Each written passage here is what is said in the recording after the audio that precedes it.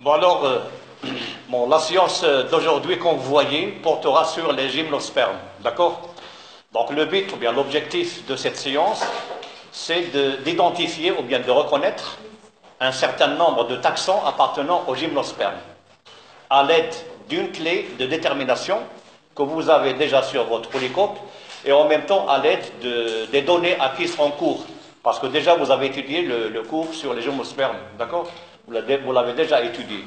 Donc l'objectif, c'est d'arriver vous-même à l'aide de la clé de détermination et à l'aide des données que vous avez prises la dernière fois en cours pour donc identifier ces espèces appartenant aux gymnospermes. Alors les gymnospermes, ça constitue quoi comme taxon? Alors d'abord, un taxon, c'est quoi? Plus fort. Voilà, donc un taxon est une unité de classification ou bien une unité systématique. Alors quand vous parlez de l'ordre, un ordre est un taxon. La famille, le genre, espèce, le sous-embranchement, l'embranchement, donc tout ça c'est des taxons, ce sont des unités systématiques. Donc les gymnospermes, donc, ça constitue comme taxon un sous-embranchement qui appartient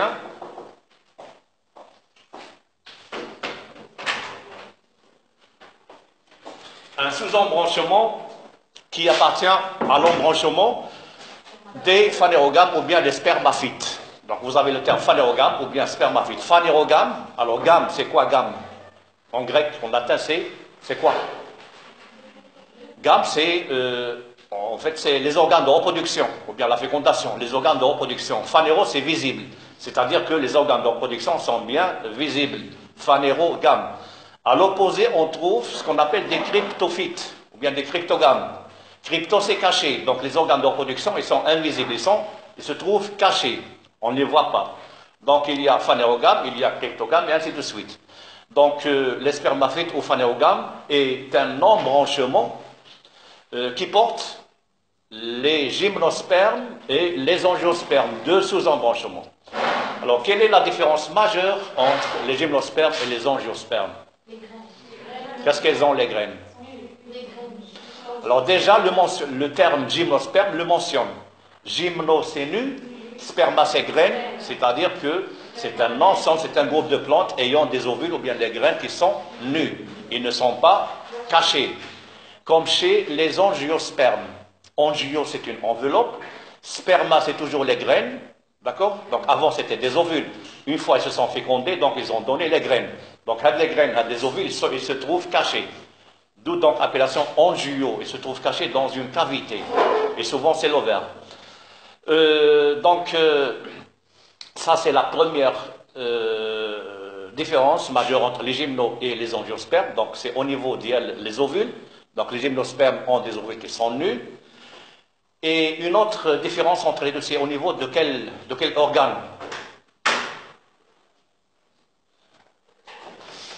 À part les ovules ou bien les grains, à part la protection. C'est au niveau des fleurs. Les fleurs chez les gymnospermes sont des cônes. On les appelle des cônes. Cône mâle, cône femelle. C'est des cônes qui sont unisexués. D'accord?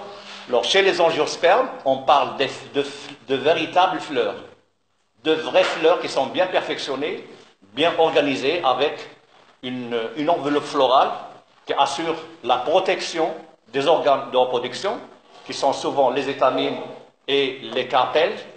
Les étamines, c'est l'organe reproducteur mâle. Les carpelles, ça constitue le gynécée, qui est l'organe reproducteur femelle. Donc, chez les angiospermes, nous avons de véritables fleurs. On trouve, donc, comme enveloppe florale, le périanthe, ce qu'on appelle le périanthe, les pétales, les sépales, qui vont protéger les organes de reproduction, les étamines et les carpelles, les organes de reproduction qui assurent donc la fécondation. D'accord? Donc voilà comme la différence entre les gymnospermes et les angiospermes. Alors les gymnospermes, donc nous avons dit qu'elles ont des ovules nus. Alors ce qu'il faut retenir également, c'est que au cours des périodes géologiques passées, il y avait énormément des espèces appartenant aux gymnospermes. Mais du fait que les ovules se trouvent nus, ils ne sont pas cachés, donc les ovules, ils ont été donc menacés à chaque fois, ou bien exposés aux agents qui font disparaître les espèces. D'accord? Donc c'est pour cela qu'actuellement, on ne trouve pas assez d'espèces, comme ça a été le cas au cours des périodes géologiques passées. Alors, et peut-être on vous a parlé même en cours que pour les gymnospermes, il y avait pas mal de classes qui ont été disparues. C'est lesquelles? La classe des chordaitopsidés et les ptéridopsidés. Donc, ce sont deux classes. Sont deux classes qui ont été disparues de manière complète. Et ces chordaitopsidés et les ptéridopsidés sont des gymnospermes primitifs, parce qu'au sein de chaque groupe, au sein même donc des gymnospermes, on trouve des gymnospermes qui sont primitifs, qui présentent des caractères primitifs ou bien archaïques, des gymnospermes qui sont intermédiaires et des gymnospermes qui sont beaucoup évolués. Alors, les chordaitopsidés et les ptéridospermopsidés constituent une classe, des classes qui ont été disparues de manière complète. De même, on trouve une autre classe qui a été disparue partiellement, car on trouve actuellement deux de ces représentants, donc qui représentent la classe qui a été disparue partiellement. C'est Cicadopsidés, donc Cicas revoluta et Ginkgo biloba. Ce sont deux représentants et qu'on appelle des espèces reliques, car ils représentent déjà une classe qui a été disparue, des espèces reliques, à savoir donc Cicas revoluta et Ginkgo biloba. Alors ensuite, la classe qui représente d'une manière abondante, donc en abondance, les gymnospermes, c'est la classe des conifères ou bien la classe des coniféropsidés. Alors pourquoi cette appellation conifère ou bien coniféropsidés? Car le fruit est un cône. Alors les fleurs sont des cônes, donc aussi bien le fruit est un cône. Donc d'où cette appellation coniféropsidés ou bien les conifères. D'accord? Alors revenons aux classes qui sont primitives, telles que les ptéridopsidés, etc. Donc elles présentent quelques caractères primitifs. Alors parmi les caractères primitifs, c'est la dimension, bien la grandeur, la dimension des organes de reproduction. Chez les gymnospermes primitifs, on trouve des cônes qui sont très allongés et en même temps avec de nombreuses écailles, que ce soit ovulifères ou bien pollinifères. Alors ici, par exemple,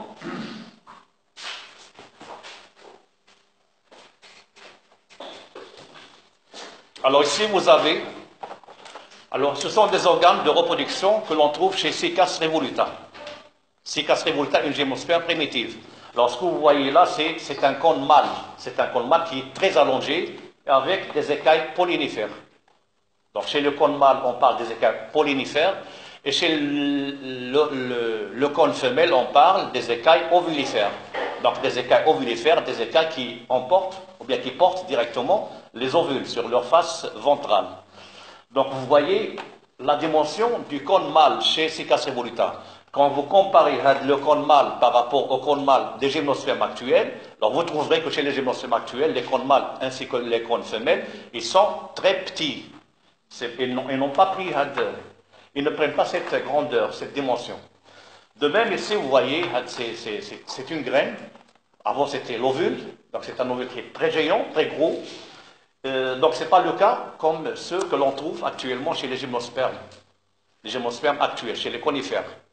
Donc, c'est parmi les caractères primitifs ou bien les caractères archaïques. Donc, la dimension. Parce que vous savez que l'évolution, elle se fait dans le sens de réduction des pièces florales et de la dimension même. Alors, de même,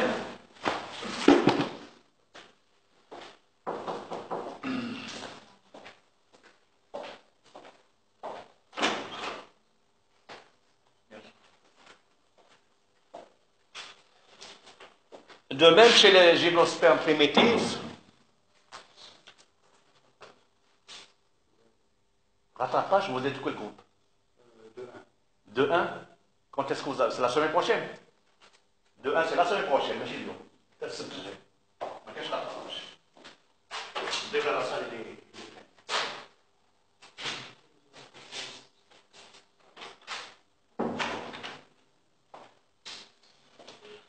Alors, un autre caractère primitif, c'est celui de la fécondation qui nécessite un milieu liquide. Mais ce milieu liquide, c'est au sein de la plante elle-même. Alors, chez les ptéridophytes, la fécondation est assurée donc, dans un milieu liquide. Donc ça nécessite un milieu liquide et des cellules flagellées. Donc ce caractère, on le trouve partiellement chez les gymnospermes primitifs. Donc un milieu liquide qui se trouve dans la plante elle-même et qui nécessite de même des cellules flagellées. Donc ça, c'est parmi les caractères primitifs. Parce que les ptéridophytes, donc vous savez que les ptéridophytes, ils sont avant les gymnospermes, avant les phanérogames. Donc les ptéridophytes ont transmis quelques de leurs caractères primitifs aux gymnospermes. Donc chez les gymnospermes primitifs, ils gardent parfois donc, quelques de ces caractères primitifs que l'on trouve chez les anciens groupes tels que les ptéridophytes. Donc voilà pour les classes primitives. Alors maintenant, donc pour la classe intermédiaire, alors vous avez dit que c'est la classe des coniféropsidés, donc c'est elle qui représente plus les gymnospermes que l'on trouve donc dans la nature actuellement. Alors les coniféropsidés, comme je disais, elles s'appellent les coniféropsidés car leur fruit est un cône, comme celui-là est un cône. Ensuite, nous avons une classe qui est évoluée. Donc ça constitue des gymnospermes évolués. C'est laquelle? La classe des chlamydospermes ou bien la classe des gnetopsidés. Alors c'est une classe évoluée, donc c'est une classe évoluée. Pourquoi? Car elle se rapproche beaucoup des angiospermes. Donc déjà, on trouve le début de l'apparition de quelques téguments qui vont protéger les organes de reproduction. Donc d'où l'appellation chlamydosperme. Chlamydo, c'est une sorte de chemise. Et sperma, c'est toujours les graines. Donc début d'apparition de quelques téguments, bien d'une chemise qui va protéger les organes de reproduction. Et de même, début d'apparition des filets pour les étamines. Donc déjà, nous commençons à parler des étamines chez les gnetopsidés. Mais les gnetopsidés, ou bien les chlamydospermes, ils se rapprochent beaucoup, ou bien ils se sont rattachés beaucoup aux gymnospermes qu'aux angiospermes. Pourquoi? Parce qu'il y a l'absence de la double fécondation que l'on trouve chez les angiospermes et elle fait défaut chez les gnetopsidés ou bien les chlamydospermes. Donc d'où, à la classe, il est beaucoup rattaché aux gymnospermes qu'aux angiospermes. C'est clair? Alors maintenant, nous passons à la classe des coniféropsidés. Alors à la classe des gnetopsidés d'après le cours, on vous a dit qu'elle comporte au moins 5 principales familles. C'est lesquelles? 5 principales familles. La famille des pinacées, la famille des cupressacées, la famille des taxacées, la famille des taxodiacées et la famille des araucariacées. 5 principales familles. Mais principalement, on trouve 5 principales familles, ce qu'on vous a cité tout à l'heure. Alors pour la famille des pinacées, combien de genres qu'elle comporte cette famille? Les principaux genres. 3 principaux genres qui sont le genre Pinus, le pin, P-I-N, Sanoba, le genre Abies, qui est le sapin, et le genre Cedrus, qui est le cèdre, l'arz. Et pour la famille des cupressacées, également, il comporte 3 principaux genres, qui sont